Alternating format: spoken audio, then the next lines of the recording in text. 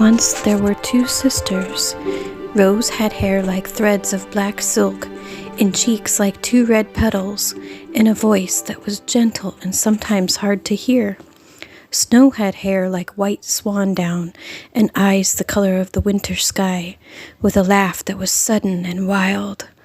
They lived in a cottage in the woods, but it hadn't always been so.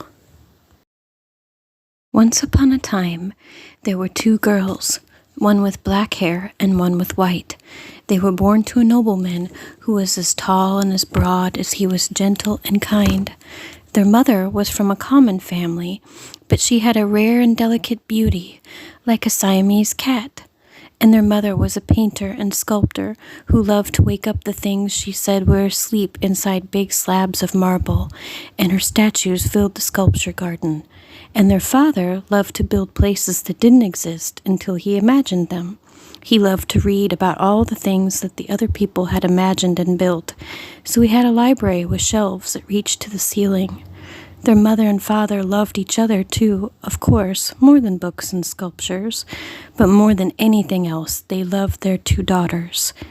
And since love is something you cannot see, mother and father tried their best to make an invisible thing visible.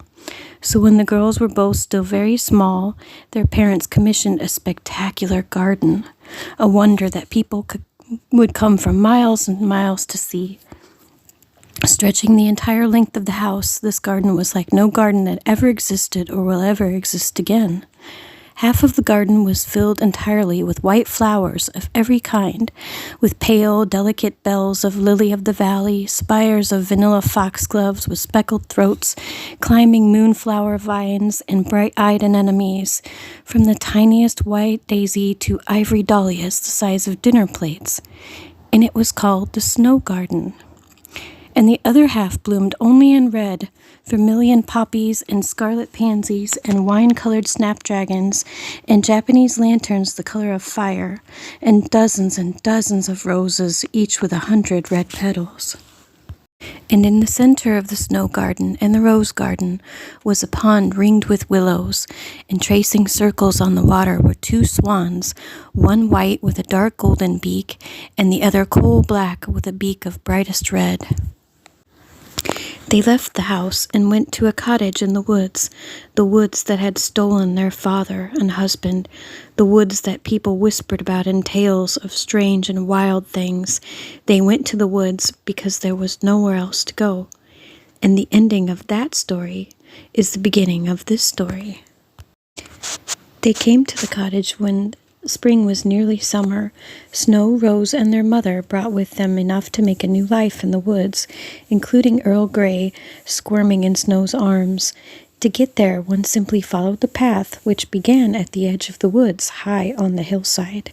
There could be no confusion because there was only one path, one way through the forest. It wasn't a real road, but one cleared by feet and wheels and hooves. The cottage was made of stone and wood and sat alone in the forest. The music had stopped. They were in a cavern, an underground room. The walls glowed faintly in the blue-green light, and all around them was the smell of earth.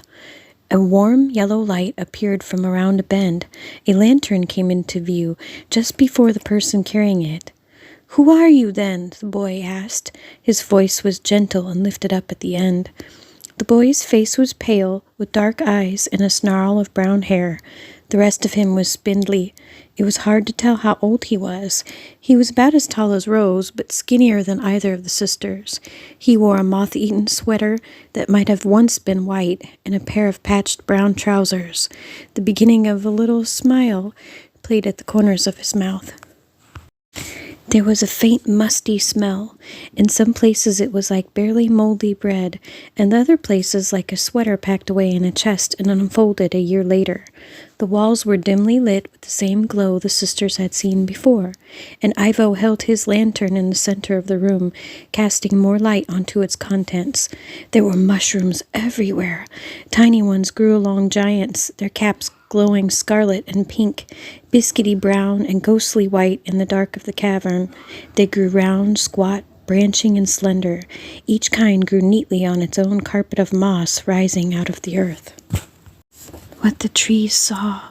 "It is happening," the young one said in a voice like rustling leaves. "It is," said the old one.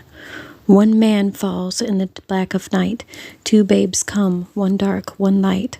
The child will fall, and the beast will roar, and blood and gold will reign no more." "I know the prophecy," the old one sighed. "They are his daughters, the one who fell, the one who bled into the leaves," the young one said with certainty. "Yes, it is them."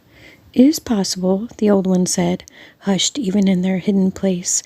"They are the ones who will end it all," the young one said. "But first, one of them will fall." "Whoever he is," Rose said, "the bird is going to shake him to death." And as the little someone dangled overhead, he noticed the girls below. At this last tug, there was a ripping sound as the little man's coat finally gave way, leaving a scrap of wool in the bird's claws. The little man landed in a bush, and the bird flew furiously up and out of sight. The scrap of wool coat fluttered to the ground. "Who are you?" Rose asked. "What are you?" Snow interrupted. "That's not a very polite question to ask someone about himself, girl, so I will answer the other." He combed leaves from his wispy cream-colored beard, which glinted in the light with a faint cast of gold. "I have been called many names over many years." He was suddenly possessed of a strange calm. The girls exchanged glances, confused at how quickly he seemed to recover from his terror. "Sometimes I'm the dwarf, and sometimes I'm the tomten, or sometimes the brownie, or the boggart, or gnome," he said, spinning once around. When he stopped, his clothes were mended and tidy again. "And to some very rude people, I've been the goblin." He looked at the girls, and his eyes flashed for an instant in the bright daytime forest, the way a cat's eyes sometimes do in the dark. "But these are just names," he said. "I know every bramble and branch of this forest. I know every creature, every bee and mouse and fox. I know when arrows fall. I know what the trees saw. I know things nobody knows. Many names have I, child, but none have guessed what I am." But the trees knew.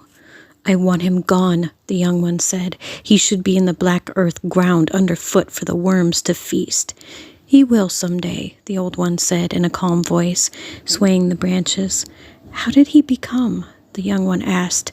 "He was once like us," the old one said, "but he went astray. Learn from his disgrace."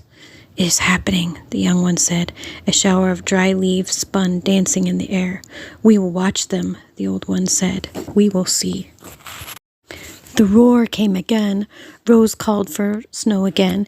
Then she walked quietly, following the sound, nodding and unknotting her fingers. In her bones, Rose knew the roar came from something hurt.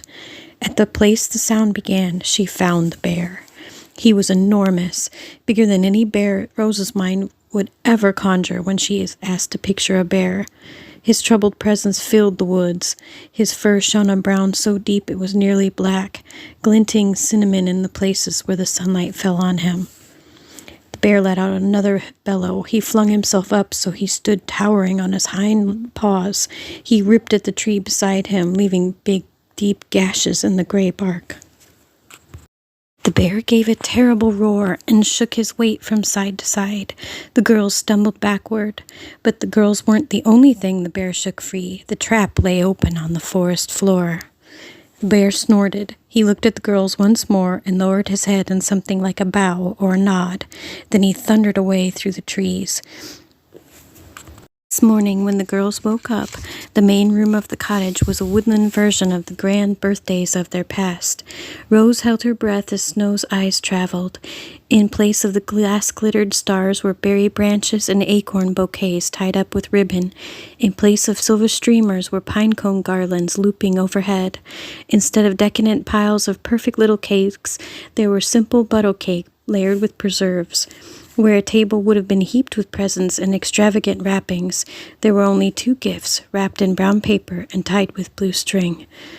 "It's lovely," she smiled and nodded in appreciation.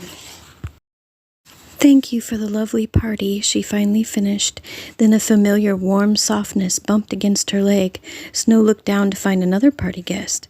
She smiled a real smile. Earl Grey, she said, wiping her eyes on her sleeve.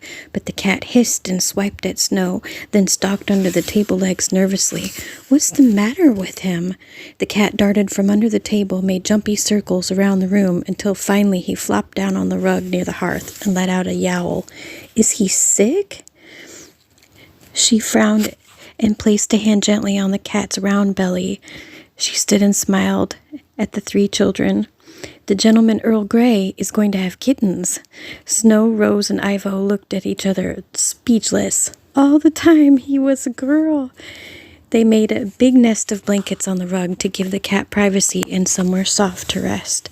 She lay hidden in the blankets, curled in on herself like a spiral shell. When all was calm, they approached the cloth nest, and gently, slowly, Snow pulled back the top quilt aside. Curled against the big soft pillow of Earl Grey's stomach were 3 tiny kittens, blind and slick-downed and squirming. Suddenly up ahead they spied something thrashing in the water. They quickened their pace to see what it was.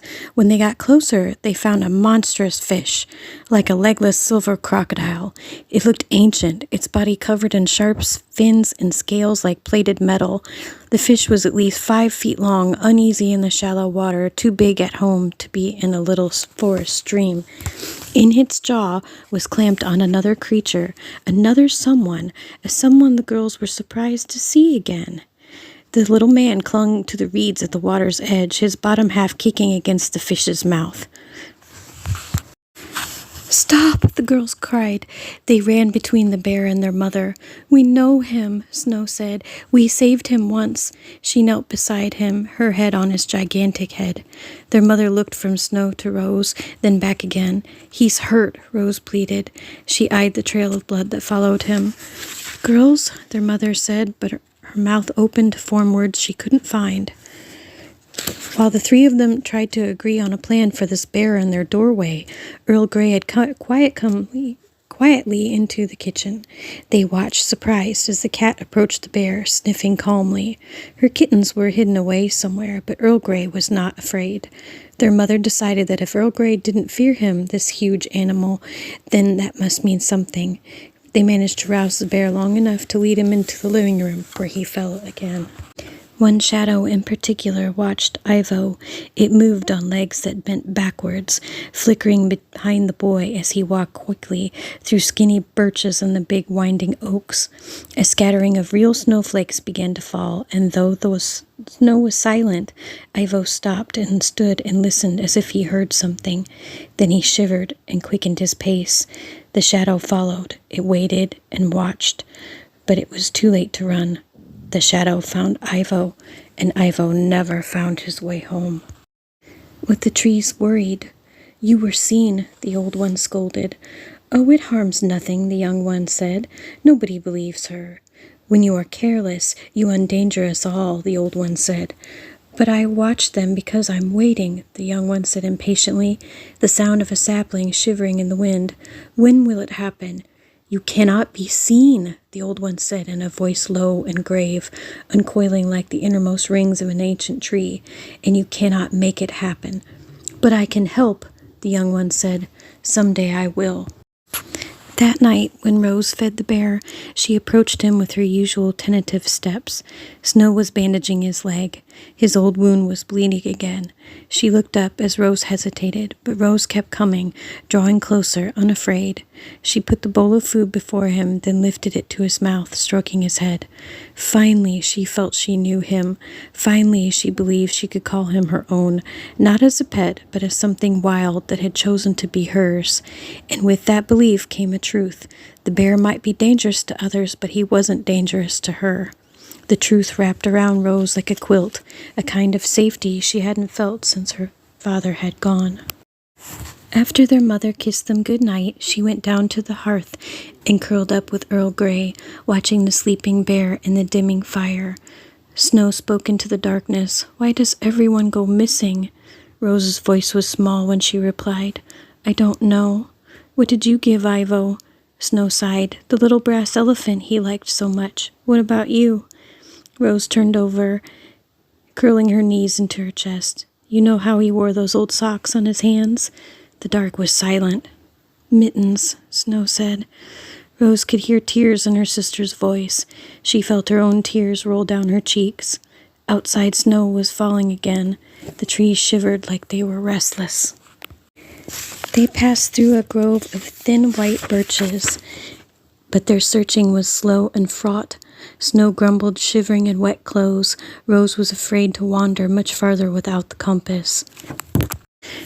I have told you that you cannot make it happen, said the old one. But they are lost, said the young one.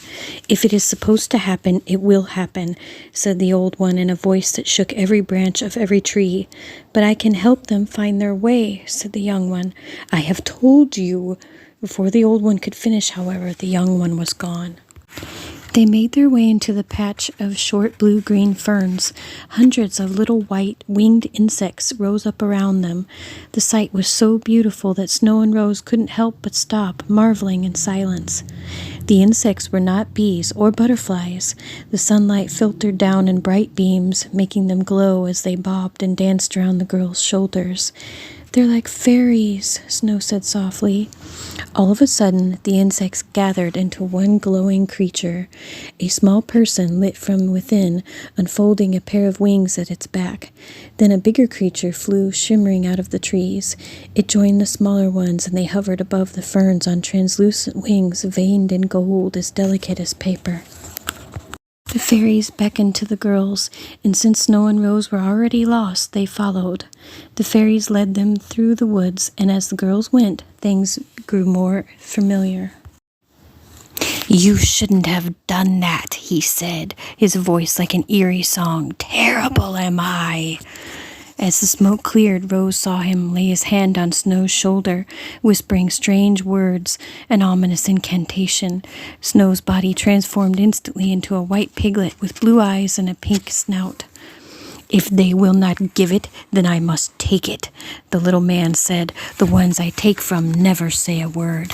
You, Rose said, standing up in a fury. You're the menace of the woods.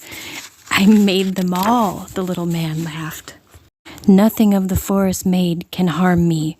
But if you can change things into something else, then why can't you turn anything you want into gold? Why do you have to steal it and hurt the ones you steal from? I work in blood and bones and wood and green, the little man said, his cat eyes flashing. He backed Rose into a dark tunnel. Everything that grows. If you plant a coin, it doesn't grow. It must be taken. Then the mouth of the cavern opened, rocks trembled and fell, light flooded the cavern, and a shadow appeared. Like a black mountain chain come alive stood the shadow of the bear. Rose saw him and her heart leapt. The bear let out a low, menacing growl. The ground shook and the cave walls shuddered. Fear flashed across the little man's face as he turned from Rose, but she held her knife steady. The bear advanced toward them. The little man lunged and knocked the knife from her hand, then wielded it as his own weapon against the bear. At this, the bear roared, and the little man fell back as another rumble began. The golden mountains heaped behind them began to tumble to the ground. All the treasures of 100 years thieving and hoarding, everything taken from those who went walking in the woods and never came home. The little man scrambled back to his gold, frantically stuffing his pockets with jewels and grasping at coins, as if he could escape with a sliver of his fortune. The stone walls of the cave shook all around him. Then a final roar came. Rose hurried to the light at the entrance the bear had forced open.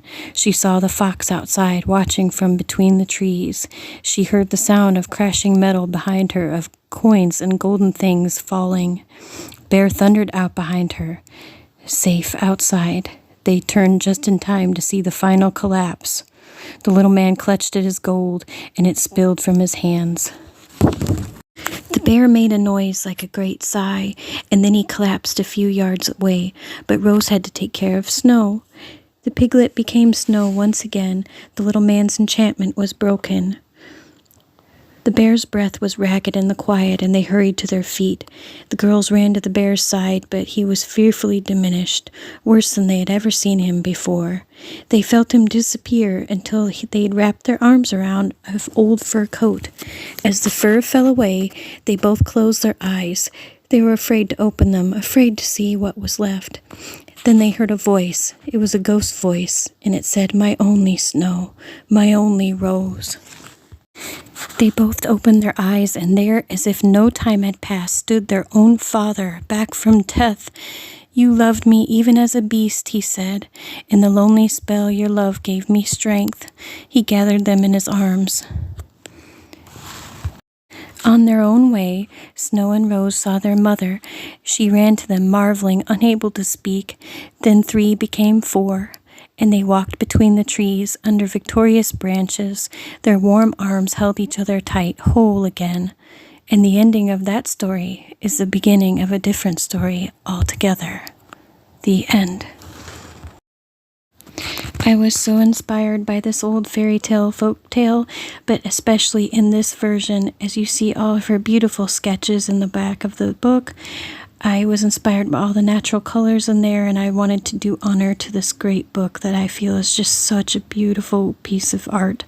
Here are the jar candles, all of the soaps, and everything for this fantasy fictional February collection is available right now on my websites and my Etsy listed below. Thank you for watching.